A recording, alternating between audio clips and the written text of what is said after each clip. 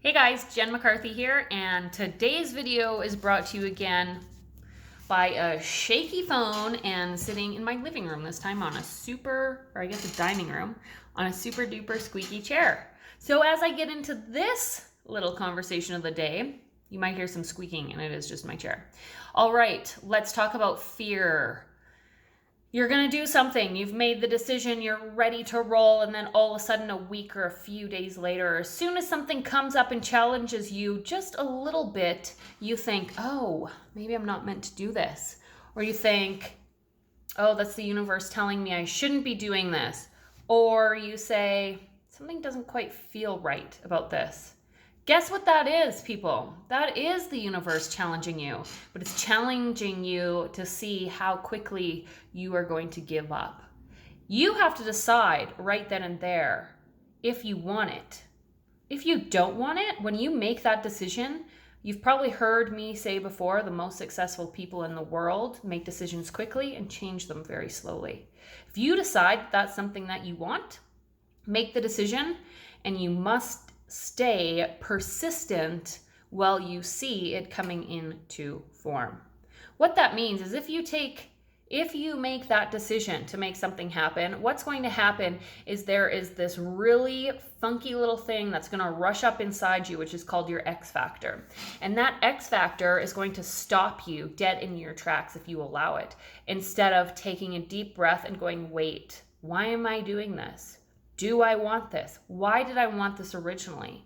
And it's going to be something usually when you're stepping outside of the norm and you're doing something different and you're doing something that you don't know how it's going to turn out.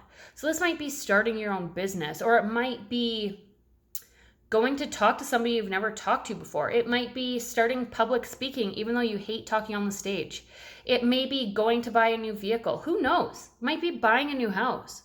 But guess what, you guys? Commit to doing it and see it through until it happens. If you don't, then you will continue to live in the same old space. The same old space is comfortable. The same old space is what we've grown up with. The same old space is what our parents would do, or our grandparents, because that's probably where you came from. And if you want to be in that same old space, that is why we always see generation after generation, people repeating the same steps, because that's what they're comfortable with. So the people that grow up on the wrong side of the tracks, a lot of the time, generation after generation, that's where they stay.